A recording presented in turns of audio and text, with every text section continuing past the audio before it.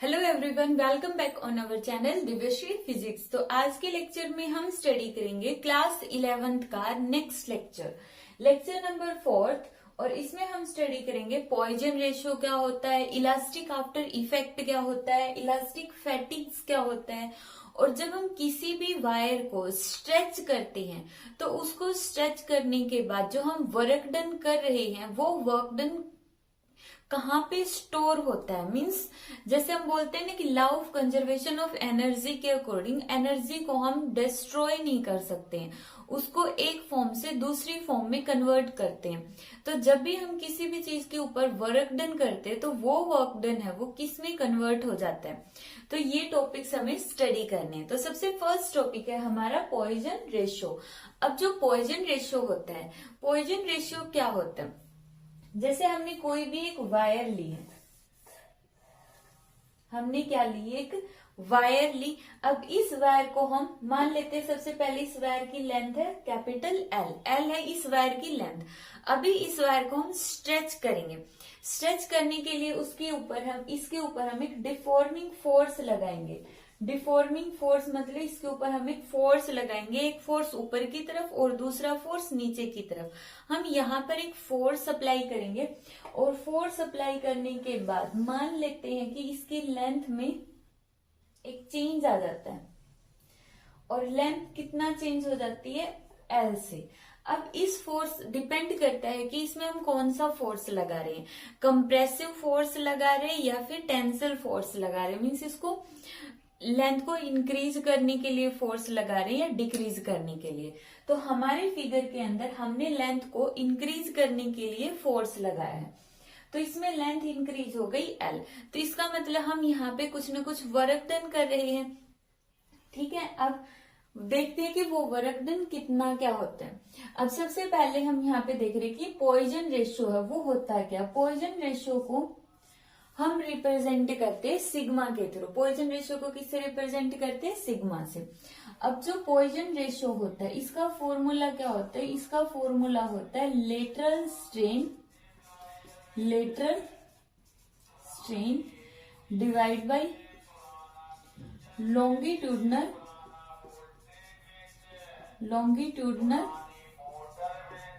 Stress.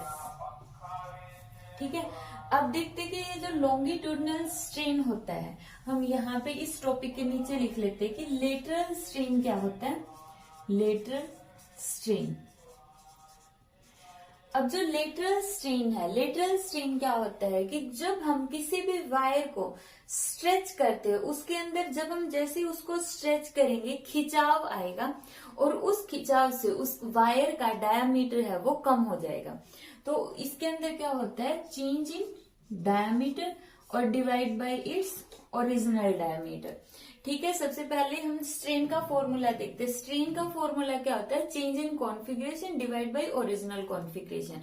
Configuration का मतलब क्या है कि कौन सा पार्ट चेंज हो रहा है। तो यहाँ पे लेटरल स्ट्रेन, लेटरल का मतलब लेफ्ट राइट से, जैसे ये मार्कर हो गया, इसका लेफ्ट राइट यहाँ से और यहाँ से, इसमें स्ट्रेन आया, इसमें स्ट्रेन आया मतलब इसका डायमीटर चेंज हो गया, इसलिए चेंज इन डायमीटर। और चेंज इन डायमीटर होगा नेगेटिव, क्योंकि जैसे ही इसका डायमीटर चेंज होगा, इसको हम स्ट्रेच करेंगे तो ये क्या हो जाएगा, थिनर हो जाएगा, तो डायमीटर कम हो गया, इसलिए चेंज इन डायमीटर आ गया नेगेटिव और divide by its original diameter. तो ये तो हो गया हमारे पास लेटरल स्ट्रेन। नेक्स्ट है लॉन्गिट्यूडनल स्ट्रेस।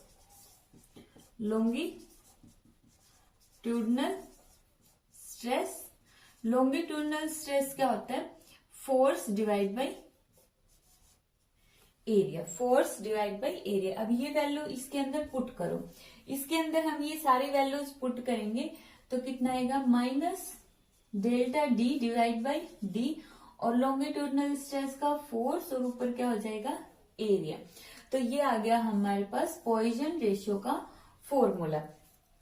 अब इम्पोर्टेंट पॉइंट क्या है कि एग्जाम के अंदर क्वेश्चन क्या पूछा जाता है, चाहे कोई कॉम्पिटिटिव एग्जाम हो या सिंपल एमसीक्यू आए बोर्ड एग्जाम्स के अंदर, तो उसके अंदर क्या पूछा जाएगा कि जो सिग्मा होता है, मीन्स जो पॉइजन रेशियो होता है, तो उस पॉइजन रेशियो की वैल्यू क्या क्या होती है। तो अगर हम इसकी थ्योरेटिकल वैल्यू देखते हैं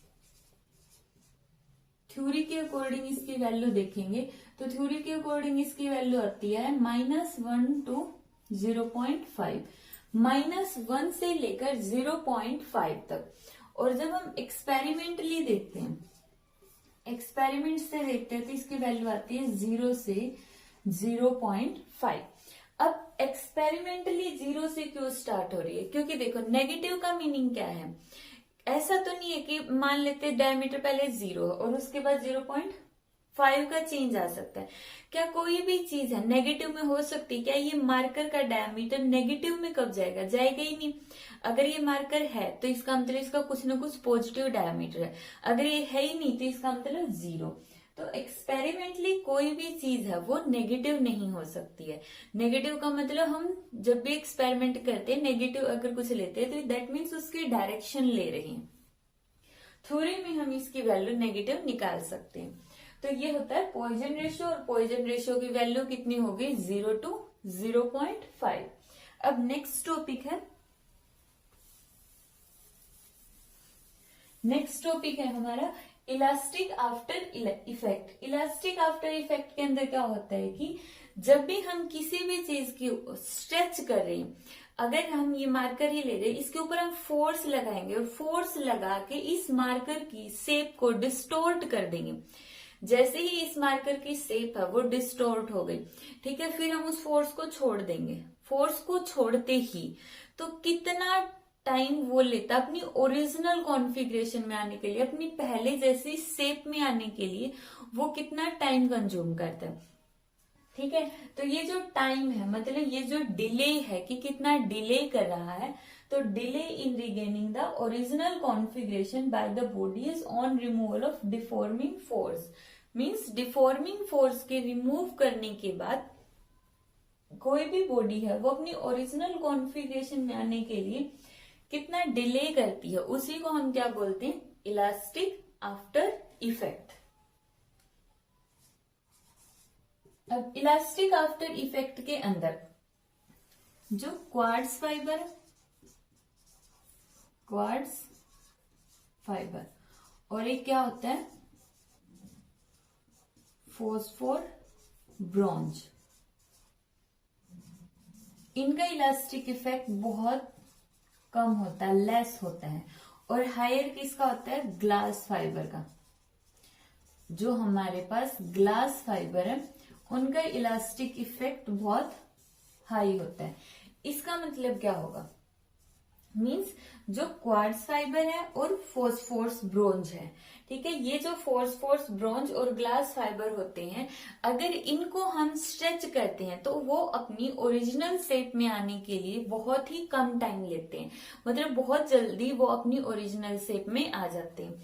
बट जो ग्लास फाइबर होता है, ग्लास फाइबर अपनी ओरिजिनल शेप में आने के लिए बहुत ज्यादा टाइम लेता है, इसलिए इसका इलास्टिक आफ्टर इफेक्ट क्या होता है? बहुत ज्यादा होता है। नेक्स्ट हम देखते हैं इलास्टिक फैटिग क्या होता है। इलास्टिक फैटिग का मतलब क्या हो गया? जैसे हम कोई भी चीज है, रबड़ हो गया, कुछ भी चीज ले ली, अगर उसको हम बार बार स्ट्रेच कर रहे छोड़ रहे, स्ट्रेच कर रहे छोड़ रहे, स्ट्रेच कर रहे छोड़ रहे, तो कुछ टाइम बाद क्या होगा कि जो उसकी ओरिजिनल शेप है वो डिस्टोर्ट हो जाएगी, वो अपनी ओरिजिनल शेप में जाएगा ही नहीं ड्यू टू रिपीटेड स्ट्रेस, ठीक है। तो वो जो उसकी स्ट्रेंथ में लॉस हो चुका है, द लॉस ऑफ स्ट्रेंथ, जो उसका मटेरियल है अब वो क्या हो गया? वीक हो गया है, क्योंकि हम बार बार उसके ऊपर स्ट्रेस लगा रहे, उसमें स्ट्रेन पैदा हो रहा, छोड़ रहे, फिर स्ट्रेस लगा रहे, स्ट्रेन पैदा हुआ, छोड़ दिए, तो उसकी वजह से उसमें परमानेंट डिस्टोर्शन आ जाता है, परमानेंट डैमेज आ जाता है।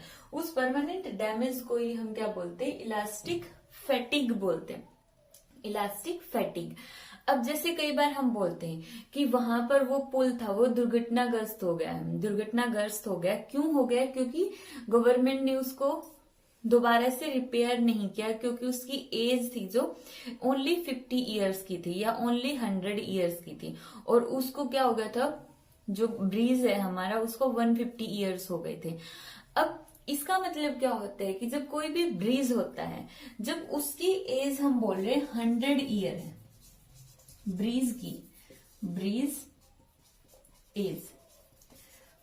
की एज 100 ईयर है और उसको हो गए 150 ईयर, प्रेजेंट में वो कितने ईयर्स का, 150 ईयर्स का है। अब जब वो 100 ईयर का था, इसका मतलब 100 ईयर तक उसमें जो इलास्टिक फैटिग है वो धीरे धीरे आ रहा है, मतलब उसकी जो स्ट्रेंथ है वो लॉस हो रही है, उसकी स्ट्रेंथ कम होती जा रही है, उसके अंदर डिस्टोर्शन होता जा रहा है। अब जैसे 155 या 100 ईयर से जितना ज्यादा टाइम जाता जाएगा, अब वो चीजें डिस्टोर्ट होती जाएगी, और एकदम फिर एक टाइम ऐसा आएगा जब उसपे से कोई हैवी व्हीकल या हैवी वेट पड़ेगा तो वो जो है वो टूट जाएगा, उसके अंदर क्या आ जाएगा, ब्रेकिंग पॉइंट आ जाएगा उसका, और वो जो ब्रिज है वो टूट गया। ठीक है, तो इसलिए हम बोलते हैं कि एक पर्टिकुलर टाइम के बाद जो ब्रिज होते हैं वो अनसेफ हो जाते हैं ड्यू टू इलास्टिक फैटिग। ठीक है, अब नेक्स्ट टॉपिक है हमारा elastic potential energy stored in A stressed wire, कि ये एक हमारे पास वायर ली हमने जिसकी लेंथ कितनी है, कैपिटल एल। अब इसको हमने क्या कर दिया, स्ट्रेच कर दिया, ऊपर फोर्स लगाया, नीचे फोर्स लगाया, और फोर्स के अप्लाई करने से इसकी लेंथ है वो चेंज हो गई। कितनी चेंज हो गई है, स्मॉल एल से चेंज हो गई है। तो अब देखो हमने क्या पढ़ा था, मॉडुलस ऑफ इलास्टिसिटी पढ़े थे, मतलब जितने हुक्स लॉ के अंदर हमने क्या पढ़ा था कि इलास्टिसिटी कांस्टेंट आता है, और वो इलास्टिसिटी कांस्टेंट 3 टाइप्स के होते हैं। एक तो young modulus of elasticity, shear modulus of rigidity हो गया हमारे पास, और एक क्या हो गया है हमारे पास, ये बल्क मॉडुलस ऑफ इलास्टिसिटी, जहां पे लेंथ चेंज हो रही है। Young modulus of elasticity, volume change हो रहा है तो वहां पे हम क्या करेंगे, बल्क मॉडुलस ऑफ इलास्टिसिटी, और जहां पे शेयरिंग स्ट्रेस आ रहा है वहां पे मॉडुलस ऑफ रिजिडिटी। ठीक है, अब यहाँ पे क्या चेंज हो रहा है, लेंथ चेंज हो रही है, तो यहाँ पे हम क्या निकालेंगे, यंग मॉडुलस ऑफ इलास्टिसिटी। तो सबसे पहले यंग मॉडुलस ऑफ इलास्टिसिटी को हम दिखाते हैं y से। तो वहां पे मॉडुलस ऑफ इलास्टिसिटी का फॉर्मूला क्या होता है हमारे पास, stress divide by strain, stress divide by strain. अब स्ट्रेस कितना है यहाँ पे, फोर्स डिवाइड बाई एरिया, और स्ट्रेन कितना, change in length divide by original length. Length में चेंज कितना है यहाँ पे, स्मॉल एल, क्योंकि चेंज इन लेंथ कैसे निकालते, final length minus initial length, L से एल कैंसिल, तो चेंज इन लेंथ कितना आ गया, स्मॉल एल। ठीक है, तो यहाँ पे कितना आ गया हमारे पास, F L divide by A L, और यहाँ से फोर्स की वैल्यू कितनी आ जाएगी, फोर्स की वैल्यू निकालने के लिए ए एल को उस साइड ले जाओ और एल यहाँ पे, तो ये आ गया हमारे पास फोर्स। मींस एक वायर जिसका यंग मॉडुलस ऑफ इलास्टिसिटी है y, एरिया है a, लेंथ है l, उसके अंदर अगर हम चाहते हैं l लेंथ का चेंज आए तो उसके लिए हमें इतना फोर्स अप्लाई करना पड़ेगा। अब जब हम किसी भी वायर पर फोर्स अप्लाई कर रहे हैं तो फोर्स के अप्लाई करने से वहां पे लेंथ में चेंज आता है, और लेंथ में चेंज आने से मतलब फोर्स भी हो रहा है और डिस्प्लेसमेंट भी हो रही है, तो वहां पे क्या हो गया, वर्क डन हो गया। तो यहाँ पे लिखते हैं हम work done to change length. सबसे पहले मान लेते हैं कि बिल्कुल छोटी सी लेंथ है, इतनी सी लेंथ को हमने चेंज करने के लिए कितना वर्क डन किया है, dw। तो वर्क डन का फॉर्मूला फोर्स इनटू डिस्प्लेसमेंट। अब यहाँ पे देखो ये तो क्या है, इतना वर्क डन, तो सिर्फ हम इतनी सी लेंथ को चेंज करने के लिए हम लगाते हैं, लेकिन हमें लेंथ कितनी चेंज करनी है, l, और ये l कितनी हो सकती है, कितनी भी हो सकती है, 0 से लेकर 1 2 3 4 5 अप टू सो ऑन। ठीक है, तो उसके लिए हम कंप्लीट वर्क डन देखेंगे।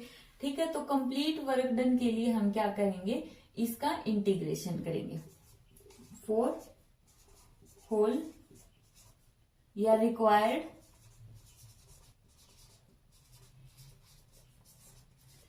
Length, for required length work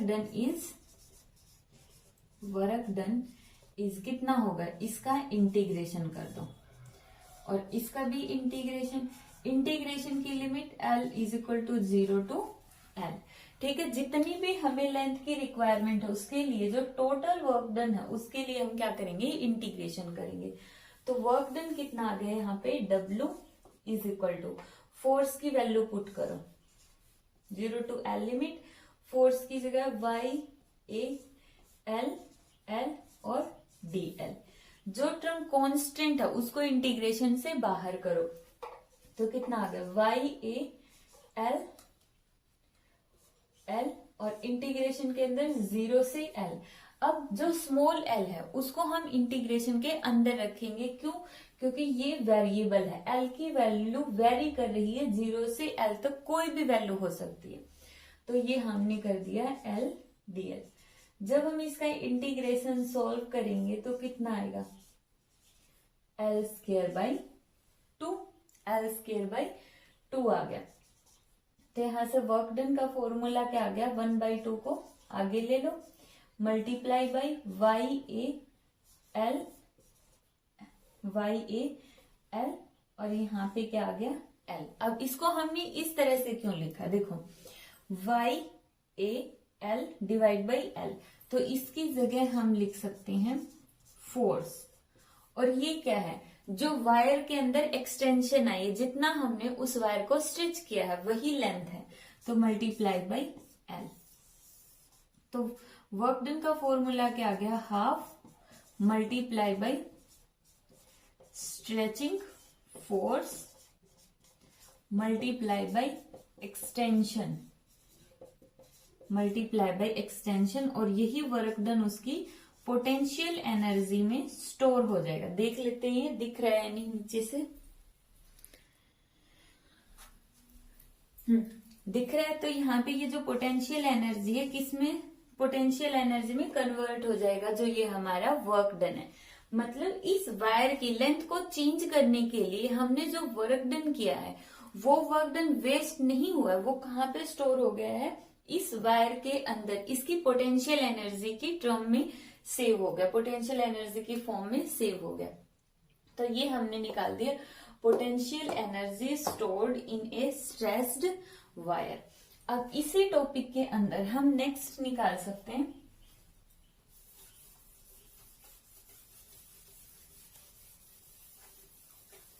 potential energy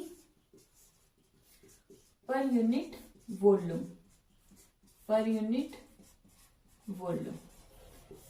ठीक है, potential energy per unit volume. तो per unit volume means V और पोटेंशियल एनर्जी, तो यहाँ पे ये वाला फॉर्मूला YAL और, तो यहाँ पे वॉल्यूम को हम क्या लिख सकते हैं, वॉल्यूम को हम लिख सकते हैं एरिया इंटू लेंथ कितनी है इसकी, L है, तो एरिया इंटू L। यहाँ पे A से A कैंसल, तो हाफ ऑफ Y, और यहाँ पे L बाई L का होल स्क्वायर, L का स्क्वायर, तो हमने क्या कर दिया, L बाई L का होल स्क्वायर। अब यहाँ पे देखो U by V, potential energy per unit volume, Y का फॉर्मूला क्या होता है, stress by strain. Modulus of elasticity कोई भी हो उसका फॉर्मूला होता है हमेशा स्ट्रेस बाई स्ट्रेन। और ये क्या है, change in length divide by original length, ये एक स्ट्रेन है और इस स्ट्रेन का स्क्वायर है, तो स्क्वायर से ये कैंसिल, तो potential energy per unit volume कितना हो गया, half stress multiply by strain. तो ये आ गया हमारे पास potential energy per unit volume. तो ये था हमारा जो इलास्टिसिटी चैप्टर है उसकी थ्योरी। अब हम नेक्स्ट लेक्चर के अंदर लेके आएंगे इसके न्यूमेरिकल्स। अगर कंप्लीट टॉपिक्स में से कोई भी डाउट है तो आप कमेंट सेक्शन में पूछ सकते हैं।